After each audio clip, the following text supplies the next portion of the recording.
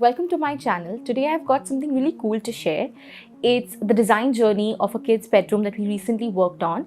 It's for the same 2 BHK apartment in Bangalore for which we designed the living room recently. Now the interesting part is that the client initially reached out to us just for help with his living room, but you know how it goes. Once we started working together, he couldn't resist getting us on board for designing his kid's bedroom too. So let's get started and explore this kid's bedroom design together.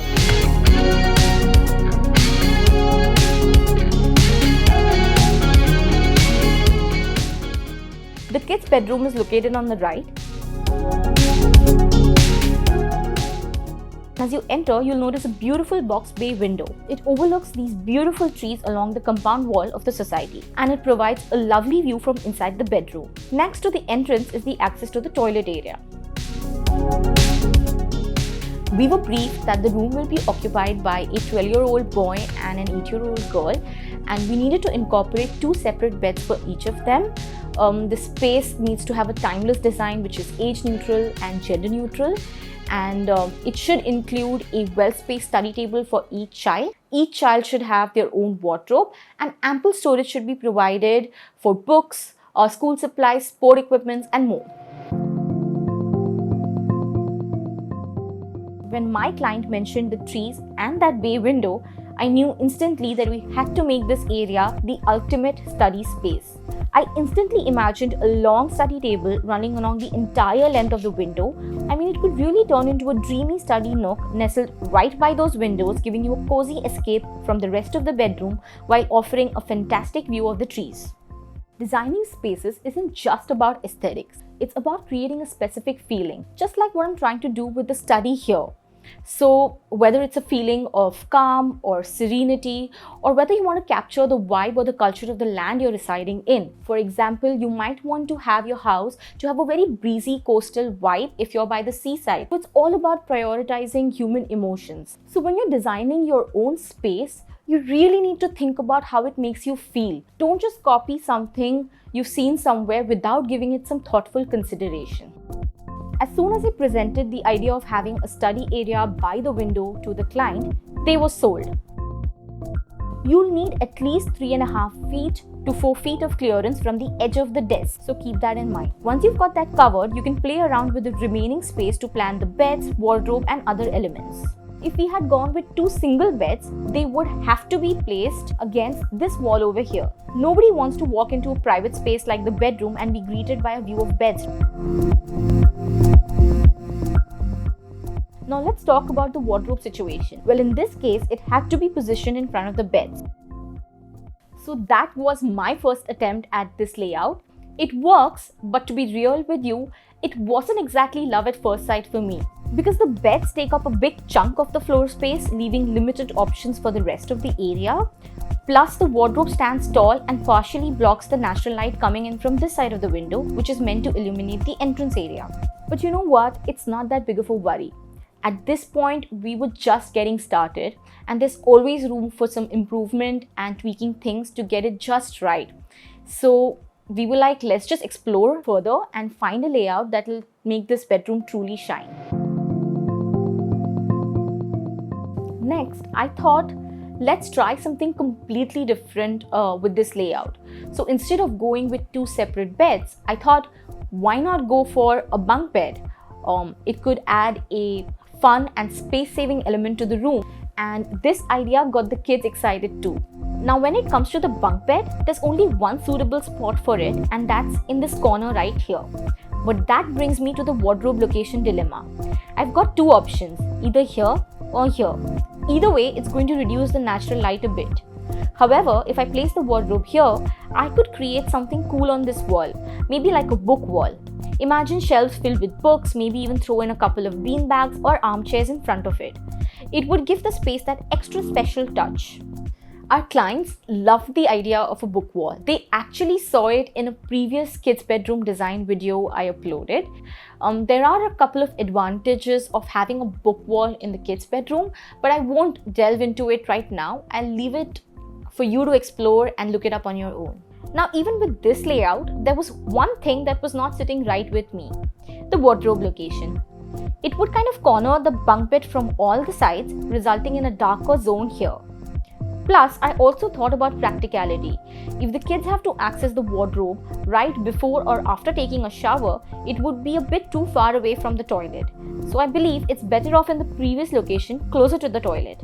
But if I were to switch it with the book wall, things would feel way too cramped in this zone. Plus, the wardrobe feels like it's in the middle of nowhere. Even after the second draft, we still hadn't quite nailed it yet.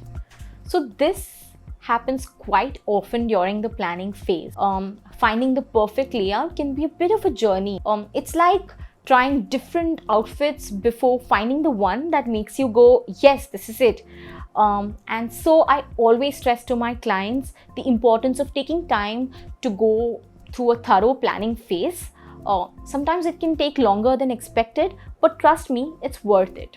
Now, the interesting part is that some people reach out to us specifically for help with the furniture layout when they are in the planning phase. And that's why we've recently launched a new design service which focuses solely on creating 2D furniture layouts, and it's offered at a nominal rate per square foot. So if you're interested, don't hesitate to get in touch with us to book and take advantage of this service. Remember, it's all about planning. So take your time to get it right and everything else will fall into place smoothly. So after trying a bunch of different layouts and not feeling completely satisfied with it, I thought it was time to get a little creative and think outside the box. And I did have a light bulb moment, and I've done something quite similar to this before in a previous video. And if you've seen that video, you'll be familiar with this quirky idea I'm about to reveal for this layout. I decided to place the wardrobe right here in front of the toilet. It's like creating a walk-in wardrobe situation.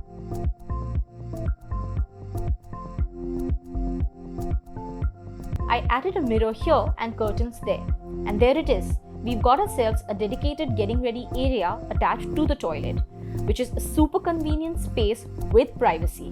Now let's talk about the bunk bed. I decided to position it right here in this cozy corner. But of course I had to make sure to check if that left us with at least 3.5 feet clearance behind the study table.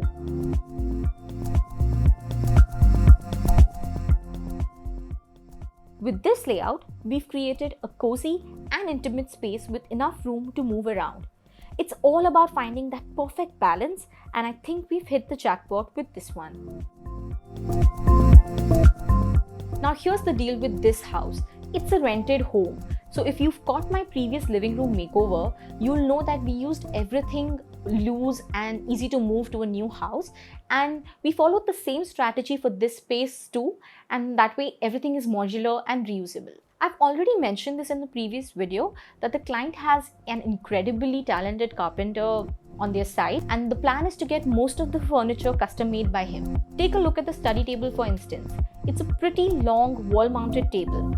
But here's the twist. I suggested that the client get it made in 3 separate parts. Well, imagine if they move to a new place and the whole table doesn't fit into a specific corner or a specific spot in the new space. Then, with it split into 3 parts, even if 2 full units can be reused, we've avoided a lot of wastage. Oh, and before I forget, the pedestal underneath, it's a loose piece of furniture too. Now let's talk about the wardrobe. We decided to be smart about it too. Instead of building it all the way up to the ceiling, we went for separate modular units placed side by side. This way, whenever they decide to shift to a new place, it will be easier for them to move and reuse the modular units. And similar to the ready-made or the standalone wardrobes you would typically buy online or from a furniture store, this wardrobe would be just 8 feet tall, leaving a 2 feet gap above it. And that gap could actually work in our favor as it allows natural light to flow in from the windows and brighten up the walk-in closet. When we place wardrobes against the wall, the backside of the wardrobe doesn't get as much attention in terms of finishing. It's usually a thin sheet of plywood and nothing fancy. But here's the thing. In our case, the back of the wardrobe is actually visible, and so we can't let it be an eyesore, right? And so we've given specific instructions to use an 18mm plywood for the back ply instead of the usual 6mm or 9mm ply. And we've also asked for the back to be finished with the same laminate as the sides and the shutters of the wardrobe. That way, it'll be consistent and stylish from every angle. One other thing is that the wardrobe needs to be fixed to the floor and get extra support from at least one side of the wall to avoid any sliding.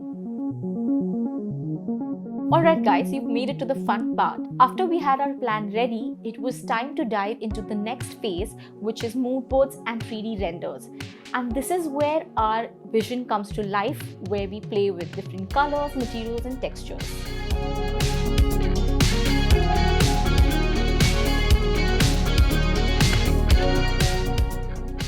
If you recall the living room makeover, our clients already have a darker shade of wood on all the doors, including the bedroom door.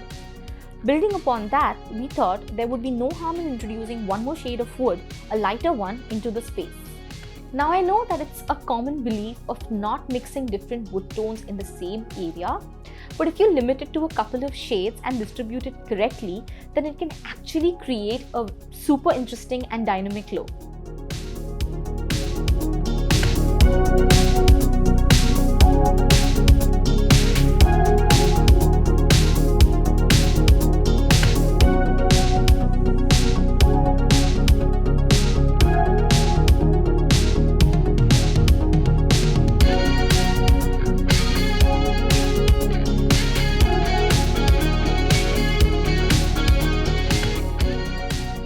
And that's a wrap. We've reached the end of this video. If you liked what you saw, then don't be shy to hit the like button and drop in a comment letting me know your favorite part of the space. As a new channel, an increase in the subscribers would mean the world to me. So don't forget to hit that subscribe button, allowing me to create more content like this. Designing spaces is all about bringing the best in your environment and making it work for you. So go ahead, get inspired and create a space that truly reflects your style and emotions and let your creativity flow.